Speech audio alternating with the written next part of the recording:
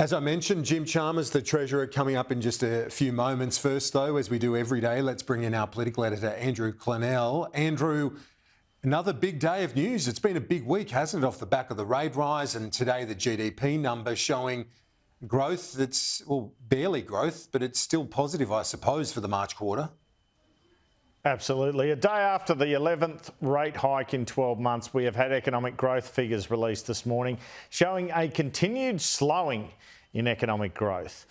The economy grew just 2.3% over the past year and just 0.2% last quarter. Now, 2 quarters of it negative growth is, of course, a recession.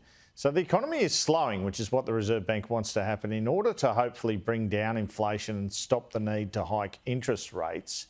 This result is pretty much what we expected today, but have a look at this. The figures in Tasmania and the Northern Territory in particular, on the way to a recession in that state and territory, and South Australia ain't far behind. And at a time the Reserve Bank Governor says we need to get productivity going quick smart to accommodate wage rises without interest rate hikes, we've in fact seen productivity go backwards in the March quarter by 0.3%, leading to a decline of 4.6% over the past year. Kieran will address this with Jim Chalmers in a second, but Tanya Constable from the Minerals Council has issued this warning on the government's industrial relations policy, saying the fall in productivity in the national accounts proves why we need a singular focus on measures to lift productivity, not impose further red tape and restriction in the workplace.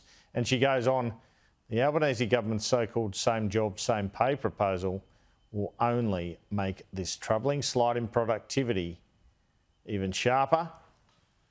And that means, in her book, higher inflation and high interest rates. Here's Jim Chalmers at his press conference this afternoon. There is more evidence in this data today that inflation is moderating from its peak of around Christmas time. When Australians are under the pump, I think many people will find it difficult to understand and difficult to cop the decision that was taken independently yesterday.